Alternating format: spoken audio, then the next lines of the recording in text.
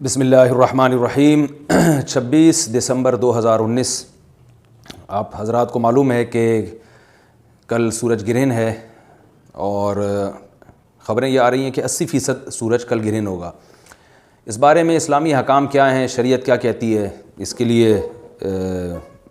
علماء نے سوچا ہے کہ کچھ باتیں عوام تک پہنچائی جائیں، تو اس لیے میں نے بھی ارادہ کیا کہ شرعی احکام اس بارے میں بتائے جائیں، اس میں حکمتیں کیا ہیں۔ رسول اللہ صلی اللہ علیہ وسلم کے دور میں سورج گرہن ہوا ہے۔ آپ صلی اللہ علیہ وسلم کے نرینہ اولاد نہیں تھی، آپ کو اللہ نے اولاد دی اور آپ کے بیٹے کی موت واقع ہوئی۔ یہ ایک بہت بڑا حادثہ تھا اس وقت،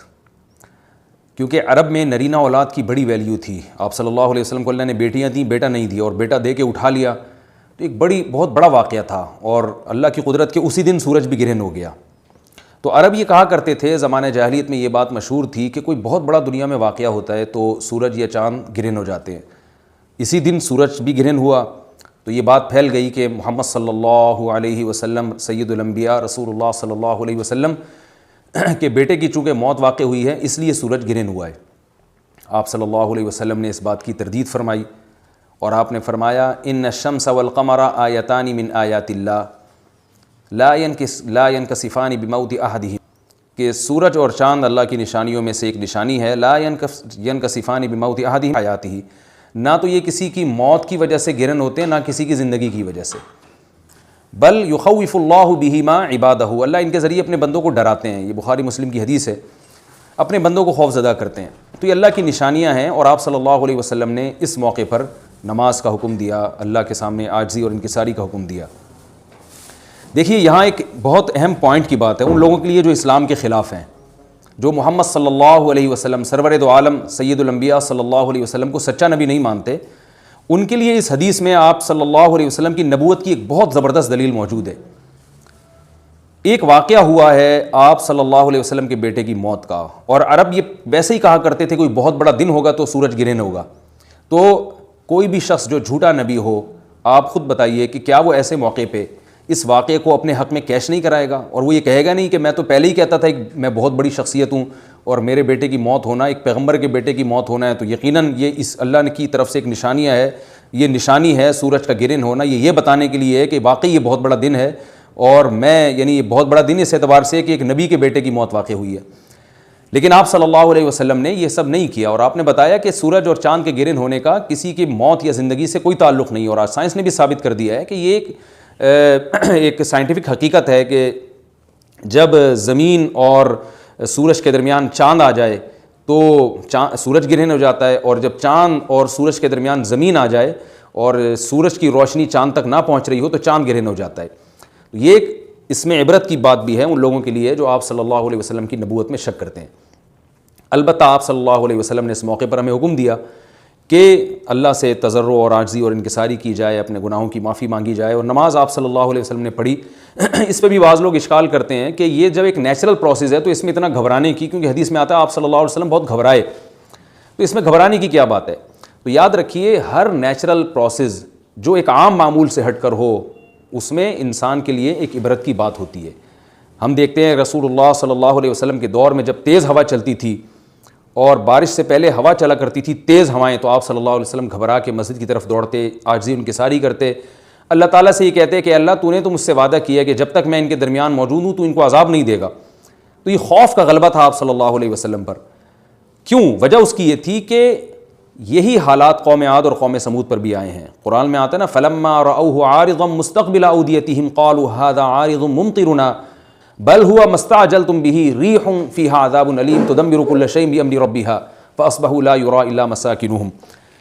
کہ وہ بادلوں کو دیکھ کے کہنے لگے یہ تو ایک معمول کے مطابق بادل ہیں جو برسیں گے اور بارش ہوگی۔ تو پیغمبر نے کیا کہا کہ یہ بارش نہیں ہے بلکہ یہ وہ عذاب ہے جس کی تم جلدی کیا کرتے تھے، اور اس میں ایک ایسی ہوا ہے جو اللہ کے حکم سے ہر چیز کو ہلاک کر دے گی۔ اور پھر ان پر ایک ہفتہ عذاب آیا، اور قرآن کہتا ہے کہ وہ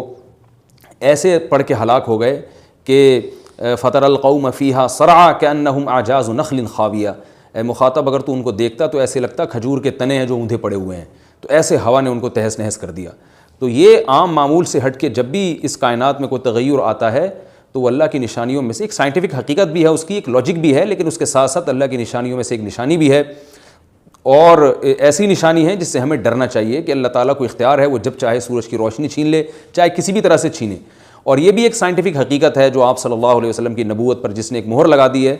کہ سورج اور چاند کا گرہن ہونا، اگرچہ اس کی ایک لاجک ہے کہ چاند سورج کے سامنے آ جائے تو سورج گرہن ہو جاتا ہے، لیکن اس بارے میں جو ہماری تحقیق ہے، جو سائنسدان کہتے ہیں کہ یہ وقت یعنی خطرے کا وقت ہوتا ہے، سورج سے ایسی خطرناک ریز نکلتی ہیں جو نقصان کا سبب بن سکتی ہیں، تبھی بعض حضرات سورج کی طرف دیکھنے سے بھی منع کرتے ہیں، اور یعنی نظام میں تھوڑی ایک عام نارمل روٹین سے ہٹ کے اس کائنات کا نظام چلتا ہے، تو اس لیے یہ اس کائنات کے لیے، زمین کے لیے ڈینجرس ہو سکتا ہے، اور جو گریوٹی اور جو کشش کا نظام ہے اس میں بھی خلل واقع ہوتا ہے۔ تو ایسا نہیں ہے کہ یہ بالکل ایک نارمل کنڈیشن ہوتی ہے اور اس کا کوئی نقصان ہی نہیں ہے، یہ بالکل غلط ہے، اس میں نقصان کا بہرحال خطرہ ہے، اور اس بات کا امکان موجود ہوتا ہے کہ قدرت انسانوں سے انتقام لے یا انسانوں کو نقصان پہنچائے۔ اور ویسے بھی جن کے دلوں میں اللہ کا خوف ہوتا ہے وہ تو ویسے ہی اللہ کے وَهُم مِّن خَشْيَتِهِ، قرآن مجید میں اللہ تعالیٰ کے ارشاد ہے کہ مشرکین بار بار یہ سوال پوچھتے تھے قیامت کب آئے گی کب آئے گی، اللہ فرماتے ہیں لیکن جو مومنین ہیں ان کو اس سے غرض نہیں ہے کہ کب آئے گی، وَالَّذِينَ آمَنُوا مُشْفِقُونَ مِنْهَا، وہ تو قیامت سے گھبراتے ہیں کہ پتہ نہیں ابھی نہ آ جائے۔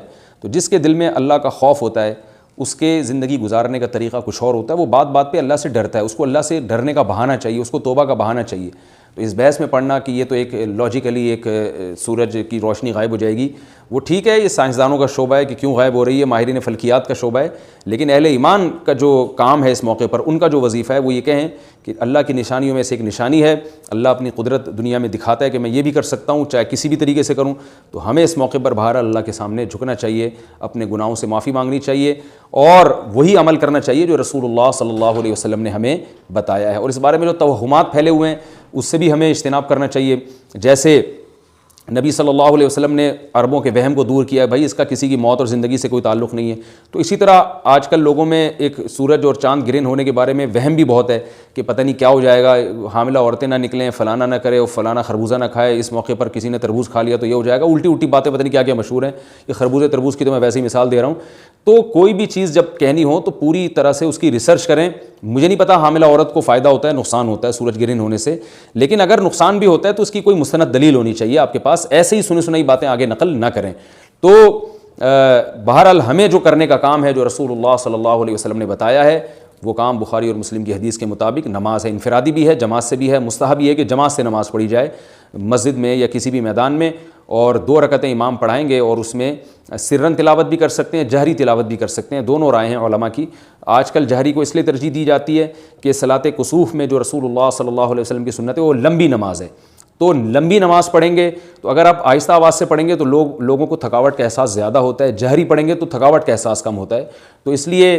دونوں قولوں پہ فتویٰ دیا جاتا ہے، وہ ایک قول راجح ہے اور ایک میں آسانی ہے، تو آسانی اس قول میں ہے کہ جہری تلاوت کی جائے، اس میں لوگوں کو نماز میں کھڑا رہنا آسان ہوتا ہے، تو لمبی سے لمبی نماز پڑھی جائے، اس میں 2 رکعتیں پڑھی جائیں اور خوب طول دیا جائے اس کو، اور اتنا طول دینا کہ لوگوں کا خطرہ ہو کہ نماز ہی چھوڑ کے بھاگ جائیں گے، یہ بہرحال درست نہیں ہے، کیونکہ آپ صلی اللہ علیہ وسلم نے امام کو مقتدیوں کی رعایت کا حکم دیا ہے۔ اور کوئی جماعت سے نماز میں شریک نہیں ہو سکتا تو گھر میں نماز پڑھیں، انفرادی نماز پڑھیں، نماز نہیں پڑھ سکتے تو توبہ استغفار کریں۔ بہرحال یہ وقت جو ہے توبہ استغفار کا ہے، اپنے گناہوں سے معافی مانگنے کا ہے۔